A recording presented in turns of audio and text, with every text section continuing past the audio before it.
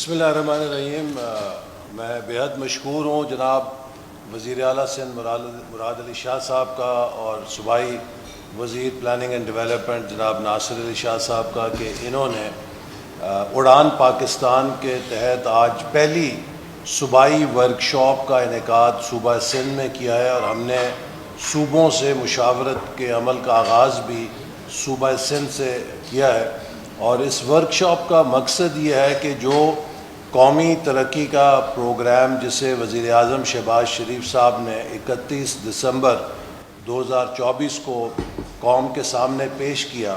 کہ ہم کس طرح 2029 تک پاکستان کو ایک مضبوط پائیدار ترقی کی بنیاد تک لے جائیں گے، جس کا ہدف یہ ہوگا کہ ہم 2035 تک 1 کھرب کی معیشت پاکستان کو بنا لیں، اور 2047 تک 3 کھرب کی معیشت پاکستان کو بنا کر جب ہمارے آزادی کے 100 سال کا جشن ہوگا تو ہم اقوام عالم میں ایک قابل عزت اقوام کی فہرست میں ایک ہائی انکم کنٹری کے طور پہ گنے جائیں اور شامل ہو سکیں۔ اس کے لیے آپ سب جانتے ہیں کہ ہم نے 5 ترجیحات کا تعین کیا ہے، جس میں کہ پہلی ترجیح یہ ہے کہ ہمیں پاکستان کے برآمداتی صلاحیت میں بے پناہ اضافہ کرنا ہے، اضافہ نہیں کرنا بلکہ بے پناہ اضافہ کرنا ہے، اور ہمارے مستقبل کی کامیابیوں کا انحصار سراسر اس پر ہے کہ ہم کس قدر تیزی سے پاکستان کی برآمداتی صلاحیت میں اضافہ کریں گے۔ اس حوالے سے صوبہ سندھ کا ایک بڑا کلیدی اور اہم کردار ہے، چونکہ پاکستان کی سب سے بڑی بندرگاہ بھی یہاں پر ہے اور پاکستان کا سب سے بڑا صنعتی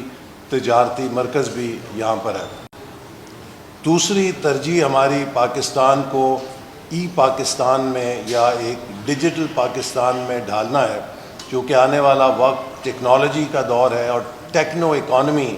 ہی مستقبل کی اکانومی ہے جس کو ہمیں فوری طور پہ اپنے ملک کے اندر قائم کرنا ہے، اور اس کی بنیاد بھی ہمیں ملک میں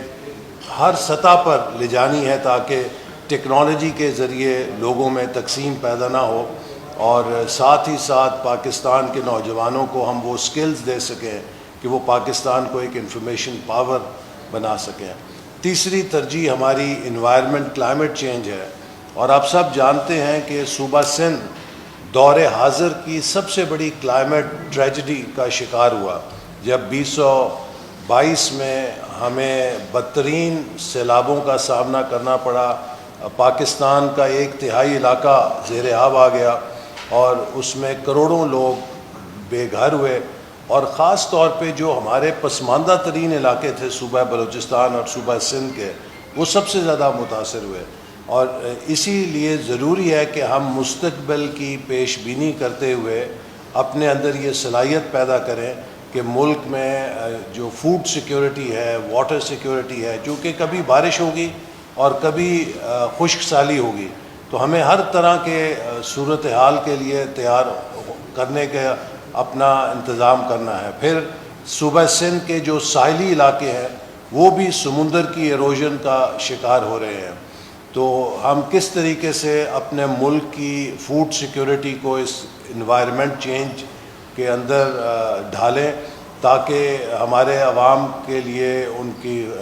خوراک کے لیے اور ملک کی زرعی معیشت کا مستقبل محفوظ رہ سکے۔ اور اس کے لیے گرین ریولوشن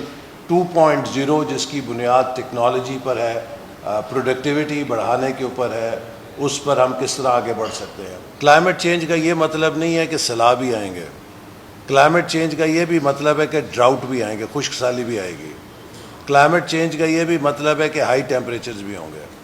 تو ہمیں اس کے حوالے سے نہایت سنجیدگی کے ساتھ بات کرنی ہے اور حل تلاش کرنا ہے، اور ملک کے مفاد میں، صوبوں کے مفاد میں بیٹھ کے ایسے منصوبے بنانے ہیں کہ جس سے ہم مستقبل میں واٹر سیکیورٹی کو یقینی بنا سکیں۔ سسٹم میں اگر اب میں آپ کو مثال دیتا ہوں کہ 2022 میں جب اتنی بارش ہوئی کہ جو پاکستان کا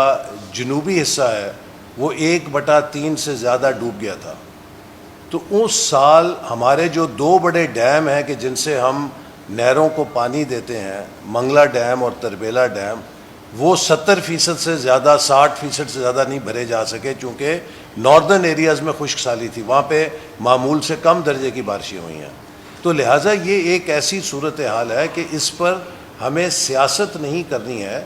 ہمیں ماہرین کے ساتھ بیٹھ کر ایسے حل تلاش کرنے ہیں کہ ہم اپنے لوگوں کی زراعت کو، خوراک کی سیکیورٹی کو محفوظ کرنے کے لیے ایسے منصوبے بنائیں کہ جس سے جب خشک سالی آئے گی یہ نہ ہو کہ ہماری زمینیں بنجر ہو جائیں.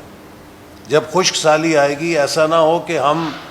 پھر دیکھیں کہ اب پانی کہاں سے لے کر آئیں گے. اس وقت ایک بہت بڑی خطرناک صورتحال جو مختلف ملک کے حصوں میں ہو رہی ہے وہ زیر زمین پانی کا ضیاع ہے، کہ کوئی کسی قسم کی کوئی چیک نہیں ہے کہ ہم کس طریقے سے زیر زمین پانی کو کنزیوم کر رہے ہیں، اور اس سے اب آرسینک جو ہے، جو زہر ہے، وہ تقریباً اس کی حد کو ہم چھونے کو جا رہے ہیں کہ وہ زہر اب ہمارے زیر زمین پانی سے اب نکلنا شروع ہو جائے گا، چونکہ جو اس کی محفوظ لمٹ ہے اس کو ہم بڑی تیزی سے کنزیوم کر رہے ہیں. تو اس لیے ہمارے مستقبل کی واٹر سیکیورٹی بھی میں سمجھتا ہوں کہ یہ فرض ہے کہ ہم سب اپنے صوبوں سے بہترین واٹر ایکسپرٹس کو اکٹھا کریں، اور اس پر جو ہمارے اڑان پاکستان کا مقصد ہے وہ یہی ہے کہ ہم جو مستقبل کے چیلنجز ہیں جب وہ ہمارے سر پہ پڑیں گے تب ہم نہ جاگیں، بلکہ ہم ان کی پیش بندی کرتے ہوئے ان کے حل تلاش کریں.